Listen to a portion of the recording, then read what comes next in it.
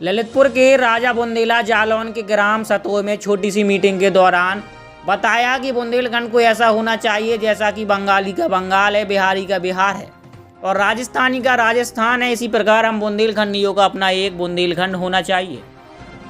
उन्होंने कहा कि आपके पड़ोस के नेता अगर आपसे संपर्क कर रहे हैं तो उनसे कहिए कि अगर आप विधानसभा में बुंदेलखंडी राज का सपना लेकर चलेंगे तो ही हम आपको वोट डालेंगे। और तमाम बातें कही उन्होंने, सुनिए इस खास रिपोर्ट में। इस दौरान महिला मोर्चा की जिला अध्यक्ष सुनीता वर्मा विधानसभा के प्रत्याशी के रूप में ग्राम सभा में उपस्थित रहीं। जालौन से अगले समादिया की रिपोर्ट। धन्यवाद। उसके परिवार वालों ने वहां पे चक्का जाम किया हुआ था। उनको लग रहा था कि वो उनके साथ न्याय नहीं हुआ, एफआईआर दर्ज नहीं हो रही है। तो ये जो कार्यक्रम में जो हम लोग पीछे चल रहे हैं, एक के बाद एक, वहां पे बहुत सारा समय लगा। उनके परिवार वालों को हमने जब डीएम साहब से बात करवाई, डीएम साहब का कहना कि हम न्याय देंगे, उनका दोबारा पोस्टमार्टम के लिए उनको एग्री करवाया, फिर एफआईआर, तो उसके लिए थोड़ा सा समय लग गया। आप लोग जो भी आए हैं हमारे साथ, विदित कुमार जी चल रहे हैं। आप यहाँ पर आप ही के इस तहसील में पोस्टेड है, नायब तहसीलदार हैं। जो भी समस्याएं हैं आपकी, आवास की, विधवा पेंशन की, बुजुर्गों की, आपका बिजली, नल, पानी, हम लोग दरअसल ये मान के चल रहे हैं कि बुंदेलखंड विकास बोर्ड उस जगह जाए जहां पर जनप्रतिनिधि कभी शायद नहीं पहुंच पाया हो, अपनी मजबूरी की वजह से, अपनी व्यस्तता की वजह से।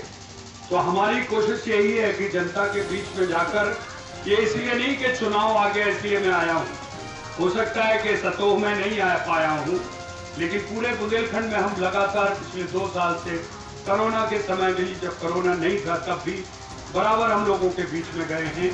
हमने किसानों की समस्याएं सुनी हैं, किसान निधि की हमारी बात चली, उनकी भी हमने समस्याएं सुन के वहाँ के अधिकारी वर्गों के साथ हमने बैठाल के उन समस्याओं का समाधान करवाने की कोशिश की है।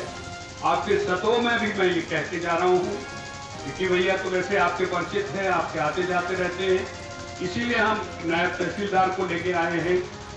आप में जो भी पढ़ा लिखा सज्जन ऐसा लगे कि आपकी समस्याएं एक एक अलग अलग पर्चे पर, किसी की अगर विधवा पेंशन है, किसी की अगर आवास की है, किसी की बिटिया का कुछ है, तो ये सारी समस्याएं अलग अलग एप्लीकेशन में विदित कुमार जी को दीजिए, मेरा नंबर ले लीजिए, मुझे कहिए। मेरे साथ आश्रय सिंह चल रहे हैं, वो भी आपके लिए कभी भी वक्त जब भी आपको लगे आपके साथ तुरंत संपर्क साधेंगे। और विकी जी तो हैं ही, तो विकी जी भी आपको उसी हिसाब से न्याय दिलवाएंगे। देखिए क्या है, इससे बेहतर कोई समय नहीं हो सकता है। योगी जैसा हमारे यहाँ मुख्यमंत्री है, जिन्होंने अपना ना तो परिवार है उनका, ना कोई वंश है, उन्होंने विशुद्ध रूप से यहाँ की जनता की सेवा की कसम खाई। इसी तरह हमारे केंद्र में प्रधानमंत्री हैं, प्रधानमंत्री का भी यही लक्ष्य है। उन्होंने भी अपने परिवार को त्याग दिया है, पारिवारिक जिम्मेदारियां उन्होंने अपने परिवार के दूसरे लोगों को सौंप दी है। वो भी पूरी तरह से हम जिसको कहते हैं एकाग्र होकर इस देश की सेवा में लगे।